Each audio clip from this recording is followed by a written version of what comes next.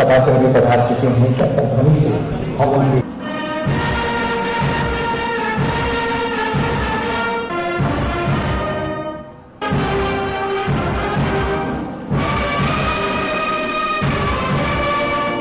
मध्य प्रदेश शासन की ओर से प्रकल्पित इस समारोह में हमारा सौभाग्य है। अत्यंत ध्वनियों से हमारे पड़ोसी राज्य के प्रथम नागरिक का हम अभिनंदन करें, हम स्वागत करते हैं। मध्य प्रदेश के माननीय कृषि मंत्री हैं, हम उनका भी हार्दिक स्वागत करते हैं। माननीय राज्यपाल शुभम करोति कल्याणम आरोग्यम सर्वे भवन्तु सुखिनः सर्वे सन्तु निरामया। ऐसे अभिभावक का बंधन है, कभी जी का स्वागत करें।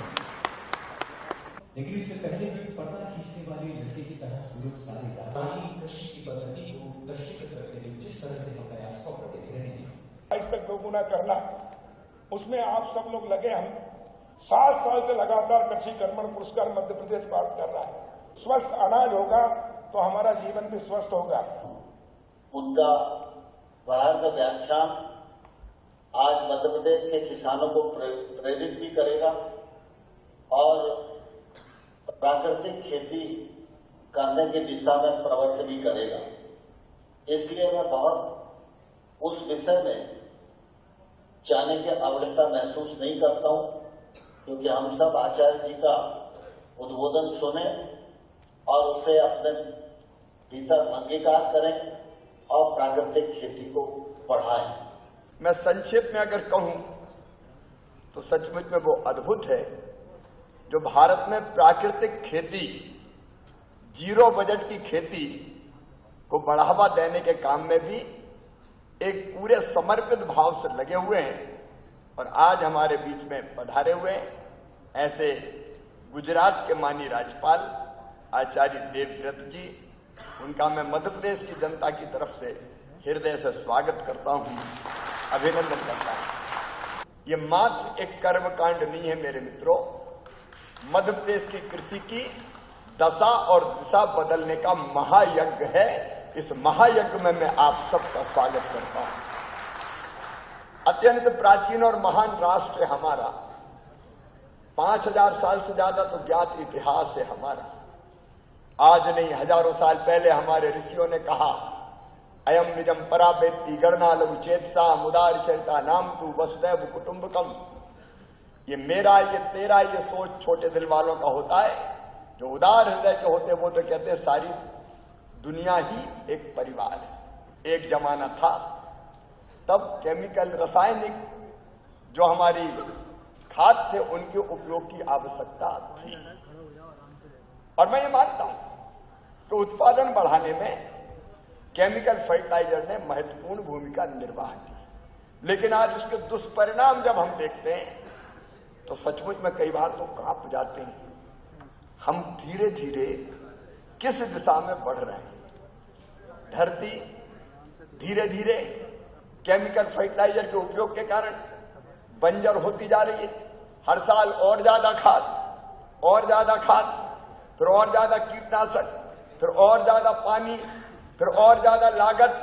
मेरे प्रिय किसान भाइयों, ये बात सच है कि फसल आती है तो हम सारे रिकॉर्ड तोड़ देते हैं, तो पता चला सारा पैसा जितना आया लगभग कर्जा चुकाने में ही निकल जाता है।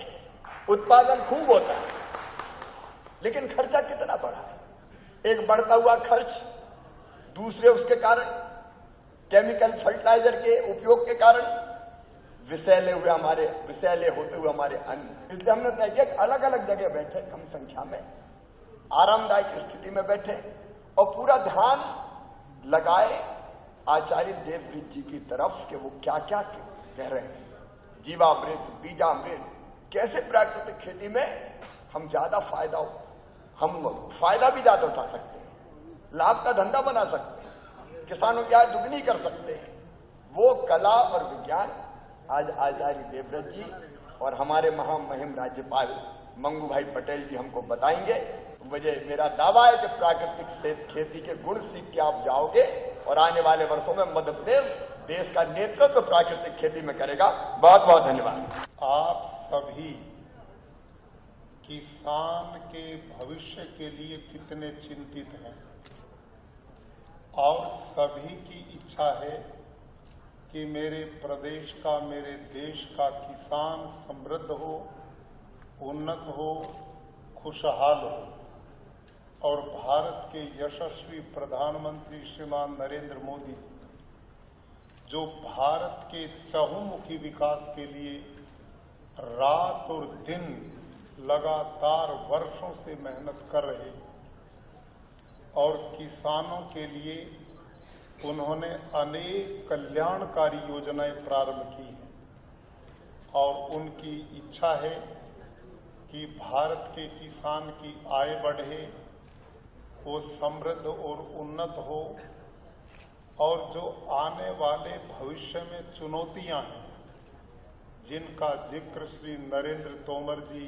ने किया कि वो इतने दूरगामी हैं कि वो भारत के सुमंगल भविष्य के लिए केवल कृषि नहीं अपितु हर क्षेत्र में जो नई योजना दे रहे हैं उनकी इच्छा कि भारत आत्मनिर्भर हो, भारत समृद्ध और उन्नत हो, किसी की ओर न देखे ऐसा देश वो बनाना चाहते हैं।